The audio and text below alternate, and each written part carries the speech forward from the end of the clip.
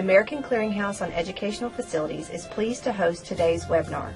For those of you attending your first ACEF webinar, ACEF is the Educational Facilities Clearinghouse funded by the U.S. Department of Education, established to provide technical assistance, training, and resources to public early childhood schools, K-12 schools, and institutions of higher education.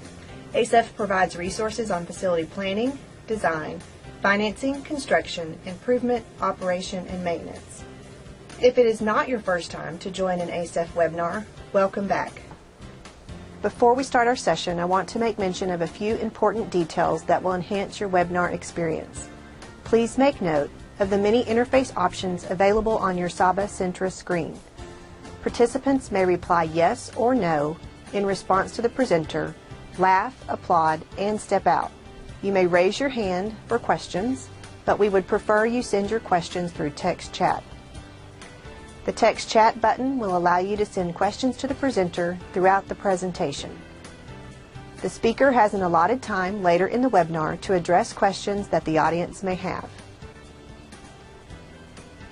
Thank you for joining us today. We hope that you take this opportunity to learn from the content presented, engage with the speaker, and add to your professional knowledge of issues related to educational facilities.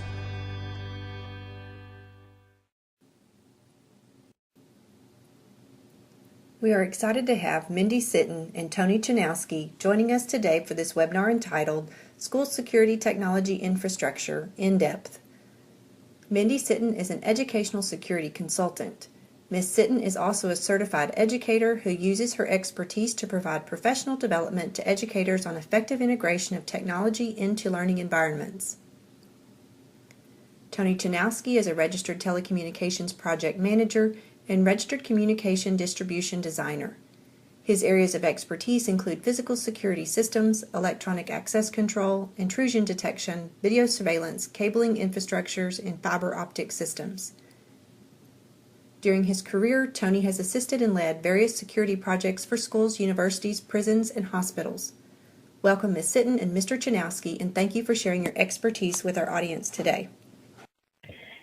Good morning. This is Mindy Sitton and Tony Chanowski, and we are very excited to be with you this morning. This is the second of a two-webinar series. In the first webinar, we introduced the concept of the layered approach to school security and the importance of both security technologies as well as the related security infrastructure that supports those technologies. In this second webinar, we will address more specifically the security technology systems and the infrastructure in greater depth and detail. Again, previously in webinar 1, just to kind of give you a little bit of background for those of us who were not at webinar 1 or maybe don't remember, we talked about the layered approach to school security, and we really introduced that concept in webinar 1. And in the layered approach to security, the layers include the natural, physical security, human factors, and technology. And so it's really the technology layer that we will be delving into the most today. In webinar 1, we also briefly touched about commonly used school security technologies. Again, in this webinar, we're going to drill down into greater detail as to the key purpose and the criticality of each of these systems.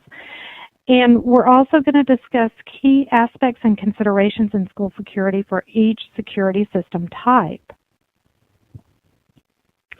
We also talked about the technology infrastructure that is required to reliably support the school's technology.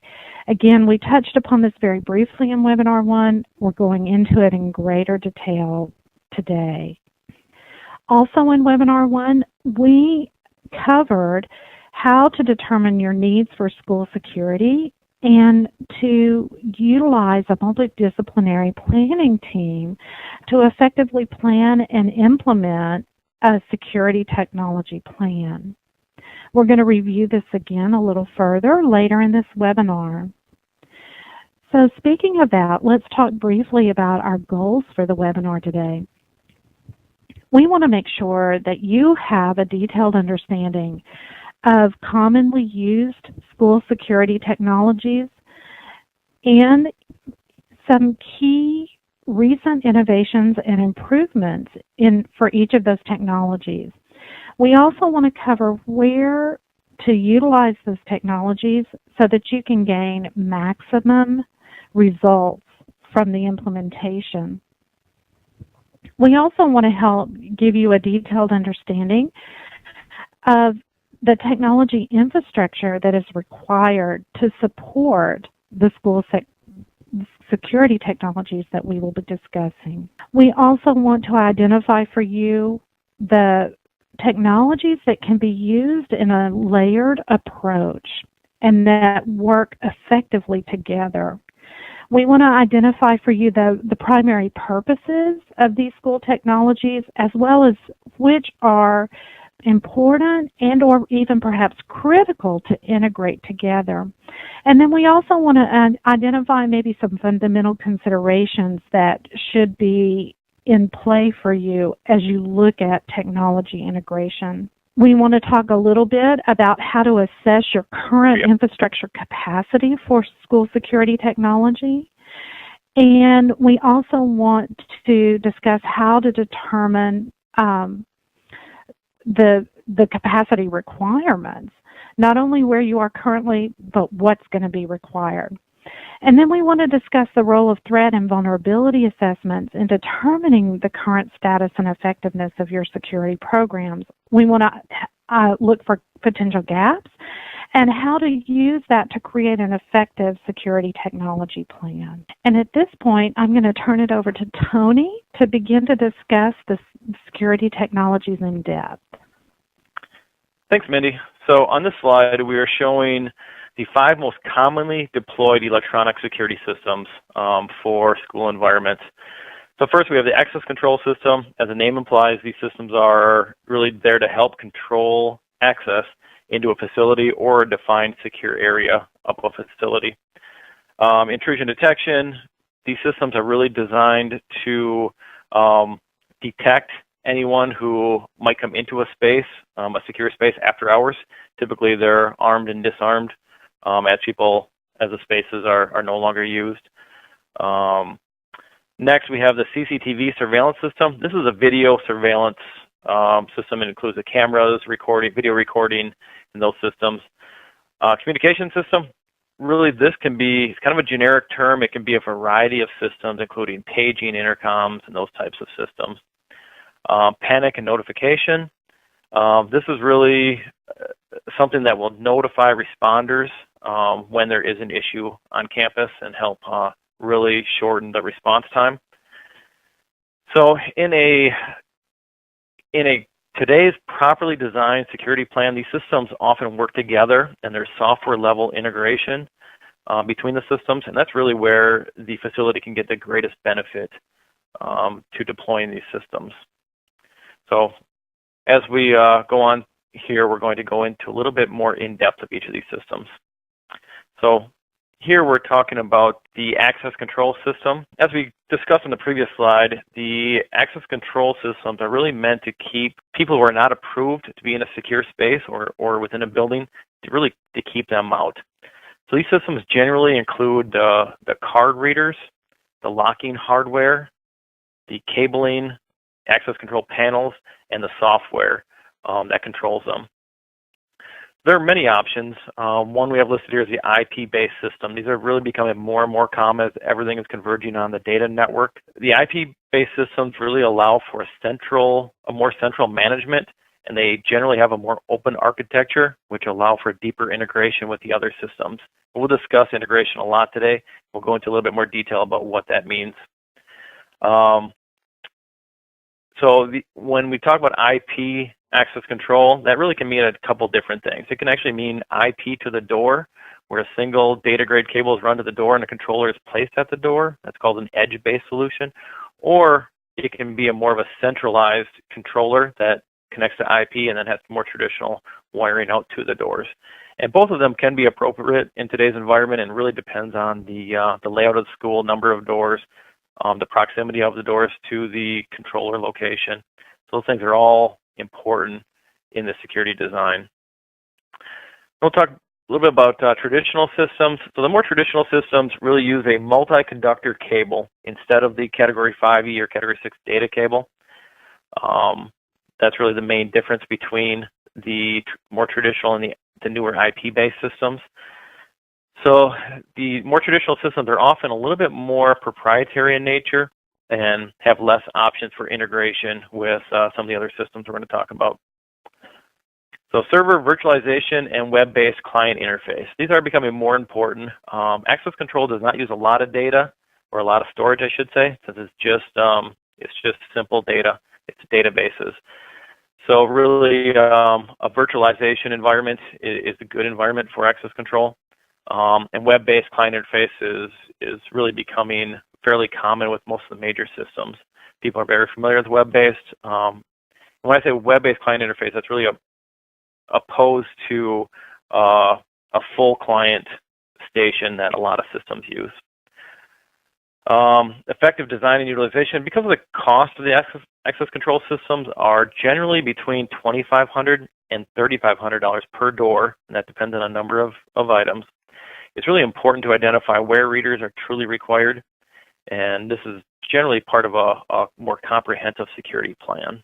Okay, next system we're going to touch on is intrusion detection. So the basic functions of an intrusion detection system it's generally a UL listed system, and they're most often they are centrally monitored from a UL listed monitoring station, which generally has redundancy and 24/7 support. In a school environment, these systems are generally deployed in areas like libraries, computer labs, main office areas, the more critical areas, and are not necessarily deployed throughout the entire facility. There's usually a keypad for arming and disarming near the main entrance of the space. These systems are designed to identify really breaches in the secure space, and they're to allow a fairly fast or timely response. And they can also provide a deterrent. So when someone does go into an armed area, there's oftentimes audible alarms, which the perpetrator will generally leave the space. Like I mentioned, we're going to talk a lot about integration. The primary integration for an intrusion detection system is with access control. They kind of go hand in hand. They do a little bit different functions, but bringing intrusion detection data into the access control graphical user interface is fairly commonplace these days. The extent of the intrusion detection, really we kind of talked about the areas already. Some of the common devices are really door contacts for monitoring of doors. The door contacts will tell you if a door is held open too long or if the door is open when it shouldn't be, when the space is alarmed. Window contacts are very similar.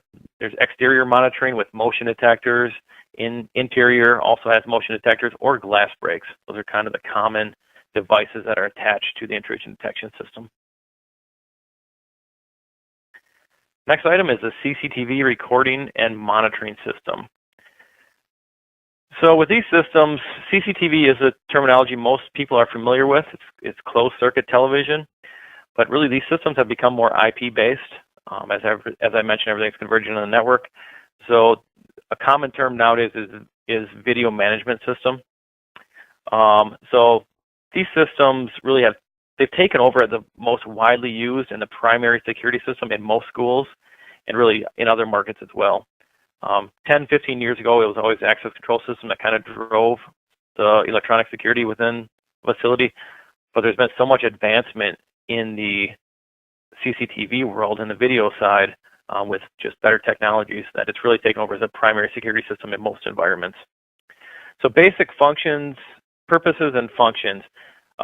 They really include observation, forensic review after the fact, the video is recorded. They help oftentimes in prosecution or in discipline, and they also help with loss prevention, and they provide a deterrent. When there is when there's a camera in a certain area, it generally helps with behavior, and they generally provide a more safe environment. So there's been a lot of headway in integration with the access control system. When we talk about this integration, what we're talking about here is having a single client user interface where we either bring in the access control data into the video management system interface, or vice versa. We can bring the video feeds into the access control user interface, which really helps the end user have a single application open and be able to see all technology systems. That's really where the integration is key. Instead of opening 5 different applications, you open one and can see all the alarm data and video data. IP video versus analog. In 2013, IP cameras finally took over as most widely used in the United States. And that's mainly because there were so many legacy analog systems out, but now IP finally took over. In polls done by security professionals in 2013, the #1 benefit that they said to having IP cameras versus the older analog cameras is image quality. Analog cameras are limited to a VGA quality, which is okay when you're viewing on a single screen, but when you want to digitally zoom after the fact, it really pixelizes. It becomes, you've all seen that with pictures. You go to zoom in, if it's a lower quality picture, it gets pixelized versus you get a 10 megapixel picture, you can digitally zoom in and it stays fairly clear for a while. That's the same thing in the video surveillance world. So IP cameras can easily have 10 times or even 100 times the resolution of the older analog cameras. In fact, 5 megapixel cameras are becoming somewhat common in certain environments in the video surveillance world. We actually have one environment right now, or one application, where 29 megapixel cameras are being considered, although that's not a school. Cameras in classrooms. We're going to talk a little bit more about that a couple slides later, but there are options out there with multiple manufacturers where they provide a 360-degree camera in the middle of the classroom. The camera generally has a dome or shield on it, so it's not recording all of the time. It's only recording when there's an event. So when a panic button is depressed, then the shield automatically removes. It's a function of the camera itself, and then it starts recording during the event. Server virtualization and web-based client interface, very similar to access control. Anything with storage, IT departments are virtualizing. There's a lot of efficiencies there for them to do so. And video surveillance is very similar. Also, web-based client interface and mobile clients are very important in video. Teachers and principals are using iPads, and having access to the video via mobile clients is really helpful in many situations. There are also tie-ins with local law enforcement. With the IP solutions, this is really a growing trend, and it gives the local safety or law enforcement officers access to the school video. So this is really helpful when they're responding to major events on campus. Next system, we're going to talk about communications. So communications, first we're going to talk about communications from the classroom to the central office. There are many options out there. What we're seeing as a growing trend is simply placing a voice over IP telephone in the classrooms. That's being done in a lot of schools. Other options include two-way intercoms. Oftentimes these are tied into the PA systems, which can leverage existing speakers and really eliminate the need to have 2 separate systems. If you already have a PA system and it's zoned out per classroom, it's better to leverage the existing speakers and wiring and amplifiers and tie into those. So there's multiple options depending on the existing systems and the environment. PA systems and other forms of mass communication.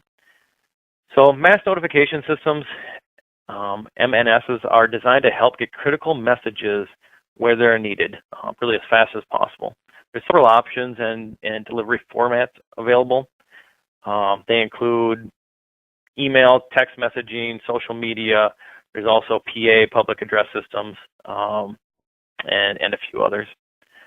There's many solutions on the market. Generally, they're software solutions that tie in to different hardware, like the public address systems. And these are oftentimes multiple solutions are deployed and integrated to really increase effectiveness of the message delivery. So in choosing a mass notification system, it's very important to evaluate, the system reach. How much reach do we need? And, there's a cost associated with each system that it ties into, but it's important that we have redundancy and that there's clarity of the message. So when the mass notification systems are designed properly and implemented properly, they can help protect and alert the most critical assets, which are really the people.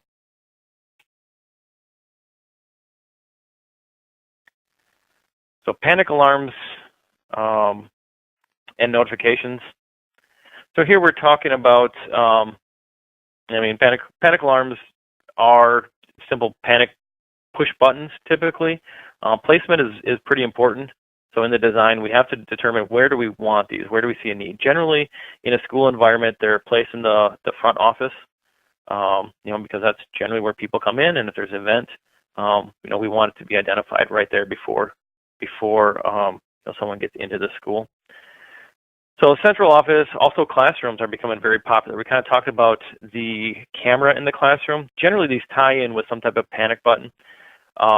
And oftentimes nowadays they are mobile with the teacher, because if you put a fixed panic button on their desk, oftentimes they're not at the desk. So if there's a major event, they have to walk 30 feet over to the desk in order to push the panic button.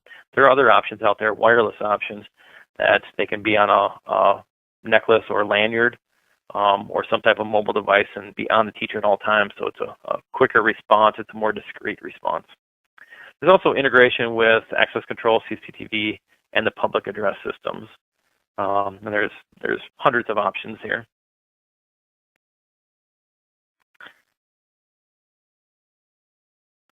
So with the infrastructure, Mindy kind of touched on this. It's very important with convergence. What we mean by convergence is many of these security systems are riding on the data network. They leverage the existing data network.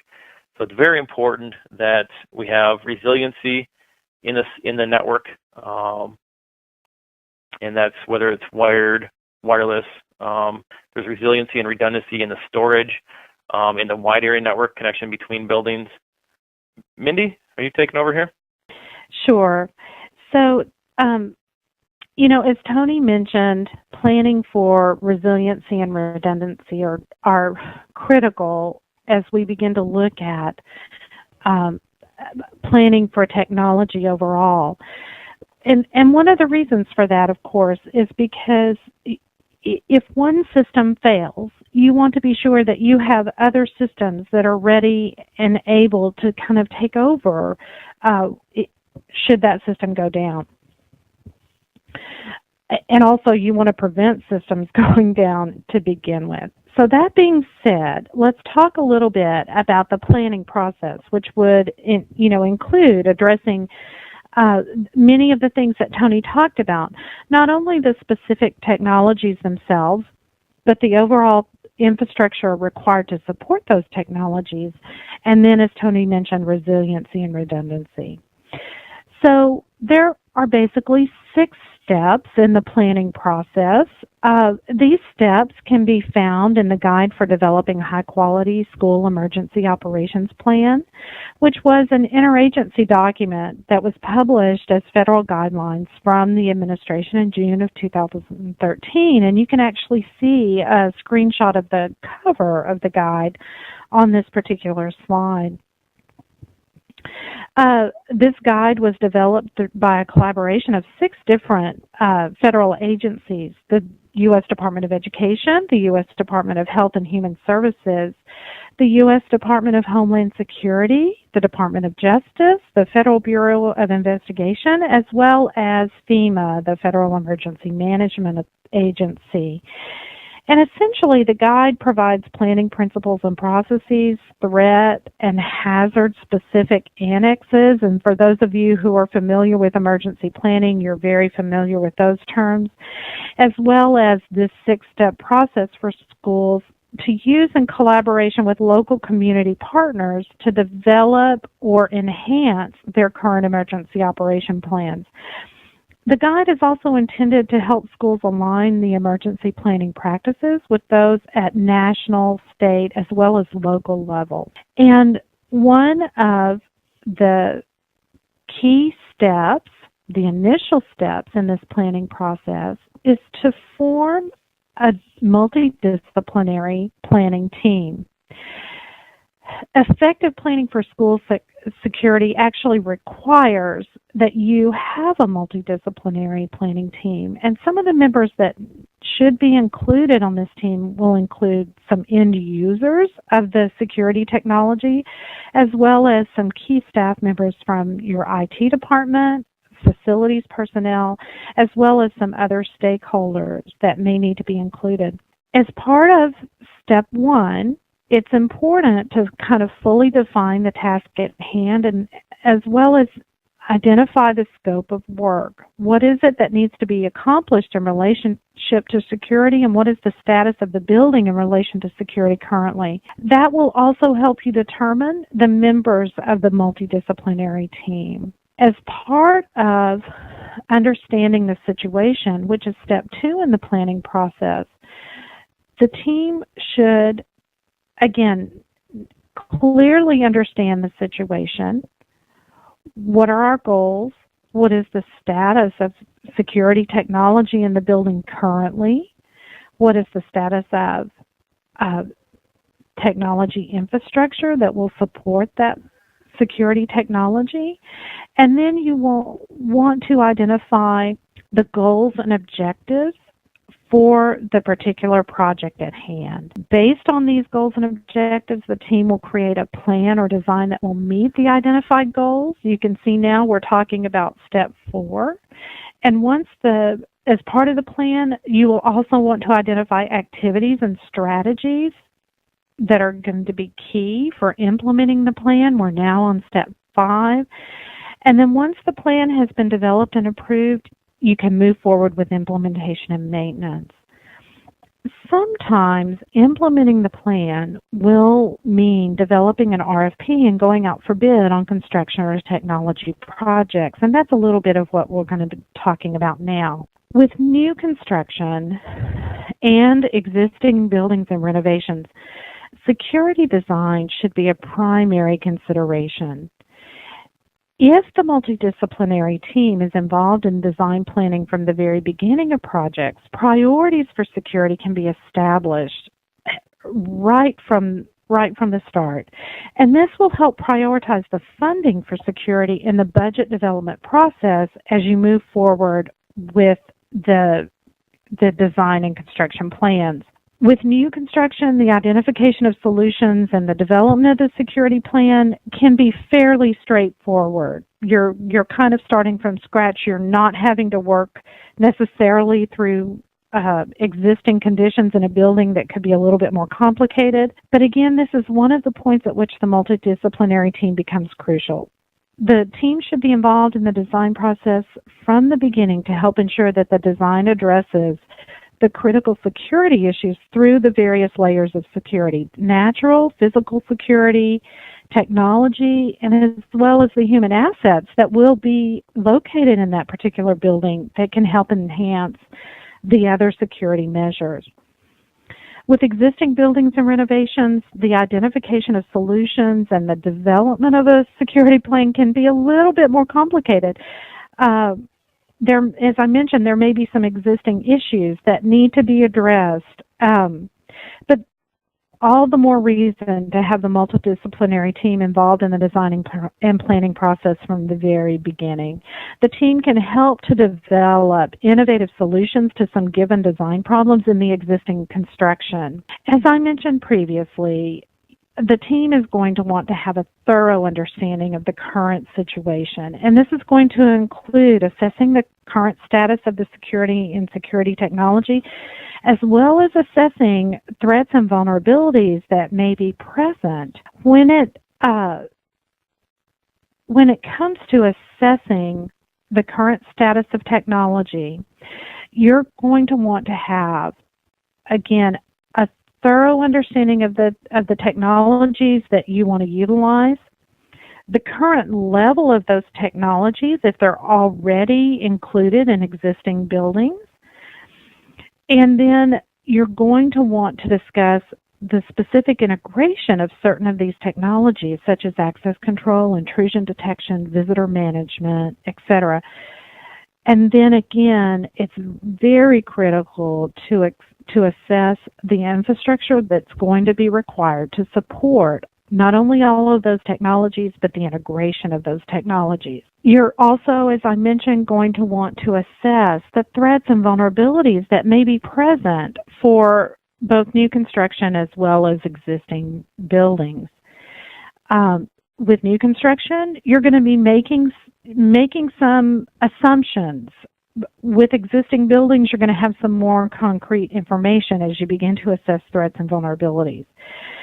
But essentially, when we talk about vulnerabilities, we're talking about the characteristics of schools, the system itself, the technology systems, as well as the grounds and surrounding areas that could make it more susceptible to potential threats and hazards.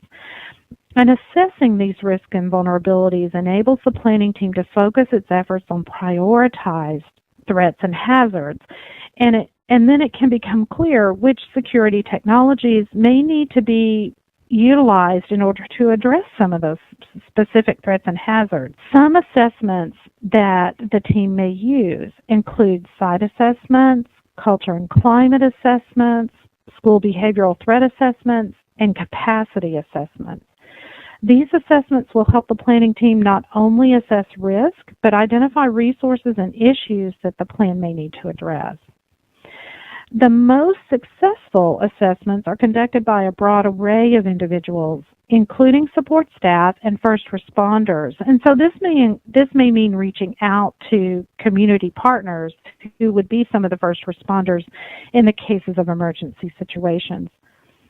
Students and parents, including students and parents with disabilities and others with access and functional needs, should be included to the maximum extent appropriate. Again, these are all things that are important as part of the planning process and understanding the current situation. The assessment needs to be strategic if the school is in an isolated region of the county and the response times for law enforcement officers or fire officials and EMS practitioners are lengthy. That may alter decisions made about the potential threats and vulnerabilities that a particular school or campus faces. If a response time is lengthy, other security measures may need to be enacted to help compensate for those lengthy response times. Again, all of these things will help to establish the security priorities for this particular project. And understanding the situation also requires an understanding of the threats and vulnerabilities of the building and its occupants. Comprehensive threat and vulnerability assessments, again, are designed to help identify the most likely threats and therefore the most effective mitigation strategies that need to be utilized to address those threats. Security assessments can actually help to prevent incidents from occurring on schools and campuses, and ideally that's what we want them to do. The assessments can also help to ensure that damage or loss of property is minimized should such incidents occur. And really, most importantly, security assessments can help to prevent or lessen injury or loss of life to members of the campus community.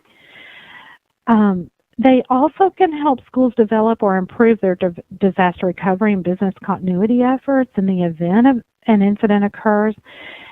In many cases, security assessments can help schools comply with state and federal legislation for assessment and reporting related to campus safety and security. And they can also provide an opportunity for the district and school to become better informed of best practices and industry standards for schools and higher ed facilities related to safety and security. And the essential components of a threat and vulnerability assessment include identifying your assets, identifying the potential threats and potential methods of actions that perpetrators may use, and based on that, kind of assessing the vulnerability to these potential threats, then identifying recommendations for improvement, implementing those recommendations, and then reevaluating the threats based on the implementation of the recommendation. And sometimes you may need to go back and actually review those recommendations again, perhaps even make some further changes. Understanding the threats and hazards that you may face and or may be faced in the surrounding community, there are a number of resources that the planning team can draw upon in order to help them.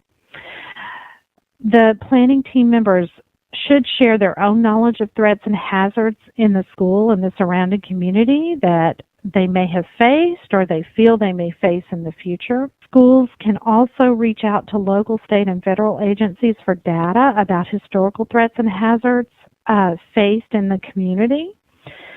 This includes emergency management offices, fire and police departments, local organizations and community groups, such as the local chapter of the American Red Cross or the Community Emergency Response Team, your utility departments, and perhaps even some other businesses in the area can provide you with some critical information regarding area threat and vulnerabilities. And when you conduct your own assessments, not only can your local agencies help you, but there are some other resources as well. One, for example, is the ACEF checklist that's available on the ACEF website. And then there are federal resources that are free to use as well. Finally, you may wish to hire an expert to help you conduct the assessment. As part of this process, again, it's going to be important to help identify the goals, objectives, and priorities for the security and technology plan. And ultimately, that's the primary purpose of the assessment process. Once you've identified those goals and objectives, you're going to want to develop the strategies and the courses of action that can be utilized to help address those threats and vulnerabilities. And then you're going to want to look at the associated timelines and estimated costs for implementation, as well as identify any other necessary resources that may be needed to effectively implement those strategies. Some of these resources may include personnel. They may include some resource assignments, etc. So these are some other things to be considered. And finally, you're going to want to look at plan implementation and maintenance. One of the things to consider is equity across campuses within a system. As technology changes, districts may find situations in which the security measures and security technology in new buildings is more robust than security measures and technology at existing buildings. And as this happens, the district will need to evaluate the potential gaps in security technology at the existing buildings and look for ways to address those gaps. Is it best to upgrade the security technology at the existing buildings? Are there other security measures that can help to address any inequities in security technologies and standards between buildings? And then as buildings are renovated, districts should take advantage of the construction process to upgrade security technology in the existing buildings to help ensure that there are few inequities and gaps in the buildings across the district. Again, as Tony mentioned, with the objective of keeping the occupants of that building safe, and usually that means our students as well as our faculty and staff, and then visitors to the building. And with that, we would like to open it up for any questions that you may have. Okay, it looks like we have one question. How can we best plan for scaling and future expansion or innovations in both technology infrastructure and specifically security technologies? Tony, is this something you would like to take? Sure, I can take this one. So I think the best plan really would be to perform a security assessment. What that would look like is someone coming in, assessing your existing conditions. They look at the deliverable would generally be a report. So it looks at the existing conditions, which are findings. It addresses gaps in what you currently have compared to best practices, current industry best practices. And then they generally would provide a recommendation on how to bridge that gap. And that can be dependent on funds that are available and priorities. That could be a phased approach, or it could be an all-in-one approach. Generally, it will be, there's efficiencies there to upgrade multiple systems and do more at once. But if you're dealing with annual budgets, it might be better to have a phased approach. Pros and cons to walkie-talkies. Walkie-talkies, radio systems. We're dealing with wireless frequencies, so generally it's not quite as reliable. You have to make sure that there's good RF through the building. You also have to maintain batteries. They're kind of big and bulky. People don't like carrying them around. They are effective, but I think in the classroom and teacher environment, I think phones are probably a little bit more effective. Okay, this question about how do you prioritize one security technology over another if there are budget constraints. This is really one of the reasons why we emphasized assessment so much and understanding kind of what the current situation is. You're going to want to identify technologies that will address the most significant security issues or potential threats and hazards that you face, as well as technology that may address more than one potential risk or threat. That's how I would begin to think about prioritizing one security technology over another if I had such kind of significant budget constraints. The other thing that I would do, and I think Tony talked about this quite well, and that is so many of the security technologies are integrated now, so I would look at opportunities for integration as much as possible to help make sure that I can kind of maximize the utilization of those security technologies. Okay, so the next question has to do with design standards. So what is the role of design standards in the planning process? How effective are design standards in addressing equity issues across schools and campuses? How often should design standards be reviewed? This is a great question. Design standards are really critical for a district or a campus because if you don't have design standards, one architect or designer will come in and they might just design the system that they feel is best for that one project that they're working on, and they don't have a holistic view. So we've been kind of beating the drum on integration and central management today, and that's really critical that you have that the design for any new project you have is consistent and integrates with the other systems. You don't want to have a bunch of disparate systems that have different vendors that have to maintain them, that requires different software level agreements, and you want to have everything be consistent throughout the environment. How effective are design standards in addressing equity issues across schools and campuses? Mindy, do you want to address that one with the equity issue? So I really do think that design standards can be very effective in helping address equity issues across schools and campuses. I mean, for one thing, it really provides architects and any others involved in the design process they have a standard goal, they have a very specific standard in which they're required to design to. And I think that serves a very valuable function in helping to ensure greater equity. Okay, and then the last part of that question was how often should standards be revised? I think they should at least be reviewed and updated once a year, because especially with technology equipment, cameras, panels, things like that, oftentimes you'll specify one camera, a year later that camera is discontinued. So at least it should be updated annually. And then I think every 3 to 4 years there should be a comprehensive review to go through the complete security plan. Okay, and we have another question. Basically the question is that through our assessment staff, training has been the number one priority. However, it's been hard to find a mass training or video for school and or early childhood environments. What's the recommendation, specifically as it relates to active shooter and security training?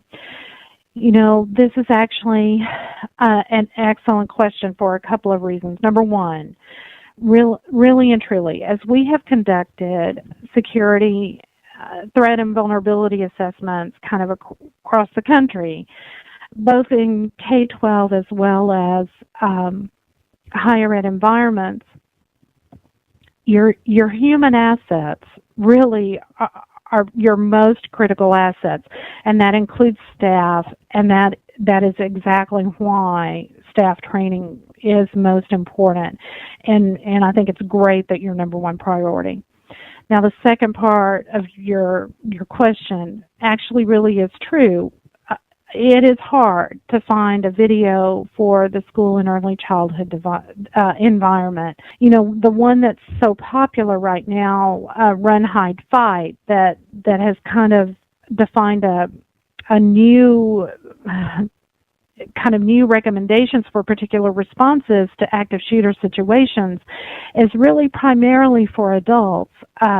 You know, when it talks about making decisions to run, hide, fight, those are decisions that adults can make. When you're talking about children, you're talking about those individuals not having the capacity in themselves to make those recommendations. So that being said, I feel like the only thing I can do with you right now basically is just agree that I'm not aware of any really great resources out there. But okay, we want to thank you so much for joining us today. We hope that this was beneficial to you, and not just to you, but to your school and those who are residents of those schools and buildings for at least a minimum of 8 hours a day. And thank you so much. Thank you. ASEF would like to extend a very special thank you to our presenters, Ms. Mindy Sitton and Mr. Tony Chanowski, and our participants for joining our webinar today. We hope that you took this opportunity to learn from the content presented, engaged with the speaker, and will use this content to advance your professional knowledge on issues related to school security technology infrastructures. Please join us again soon for upcoming ASEF events.